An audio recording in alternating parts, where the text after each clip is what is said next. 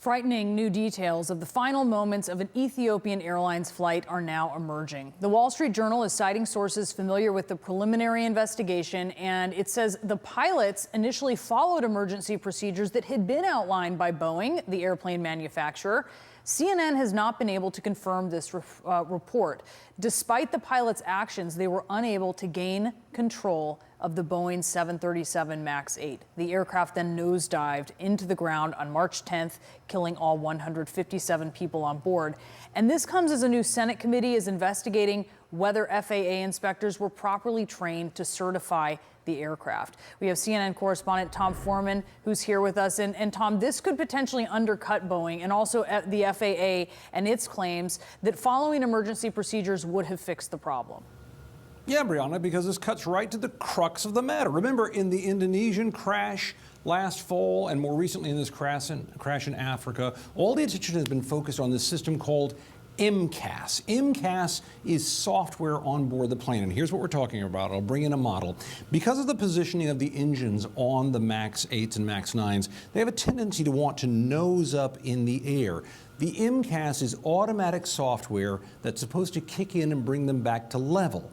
But if they get a false reading from the instrumentation in the front, it could push them into a dive.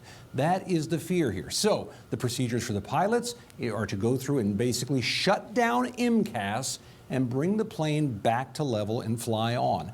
So if these reports are true, what it's saying is that when the pilots did that, the plane continued.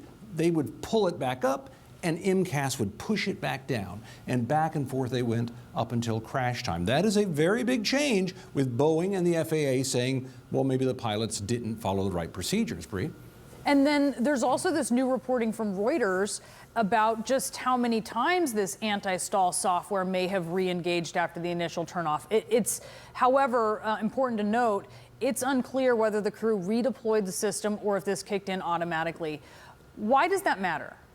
It matters because it's a continuation of the earlier thought. Look, if you're saying, as the FAA and Boeing, that the safety of these planes can in fact be controlled from the cockpit, but if some bug, if something wrong is making an automatic system, a robot on board, take over control no matter what they do in the cockpit, then you have a completely different equation.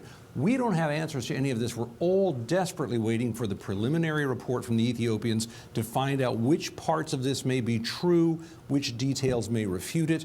But all of this keeps the future of this plane very much in limbo. Is this just a technical problem? Is this a pilot problem? Is it a combination of the two? And when and how is this going to be solved to the satisfaction of the airlines, the pilots, and the flying public, and all those families who lost loved ones in these crashes? Yeah, Tom Foreman, thank you so much for outlining all of that for us. And I want to bring in former NTSB Managing Director and CNN aviation analyst Peter Goals with us. What did you think of this report? Well, Brianna, it was two things that stood out. One was that the Ethiopian pilots were trained. They were well trained, and Ethiopian Airways is noted for that. They take their training seriously, as they take their maintenance seriously. Secondly, it's a setback for the recertification of this plane.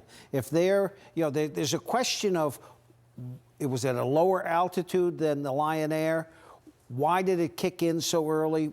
If it kicked in multiple times, there was simply not enough room for these pilots to recover. And this is a problem. And then this Reuters report, the system may have re-engaged up to 4 times before the crash. There's still some unanswered questions about that. But how does a pilot deal with something like that? Well, how do you deal with it after you followed the procedure to turn it off? That's the question.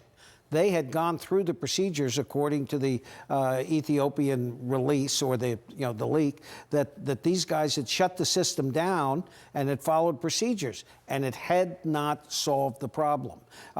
There may be a speed issue involved, but this is really quite challenging. Boeing is having another problem right now, of which I'm sure you're familiar. This other Boeing plane, this other model, it's the KC-46, and these are used by the Air Force. So they, at this point, are actually refusing delivery of this plane. And the reason is because of, quote, foreign object debris in closed compartments. Let's listen to what the Secretary of the Air Force, Heather Wilson, had to say about this. We actually stopped again the acceptance of the KC-46s because of foreign object debris that we found in some closed compartments. We've got corrective action in place, including a 100% look at some of those closed compartments to make sure that the production line is being run the way that it needs to be run. Foreign object debris in closed compartments. Explain that to us. What is the debris that we're talking about, and where would this have been found? It could be anything from metal filings to tools, to other paper debris. In any case, it indicates a quality control issue. Before that compartment is shut, it needs to be checked, it needs to be cleaned, it needs to be in A1 shape.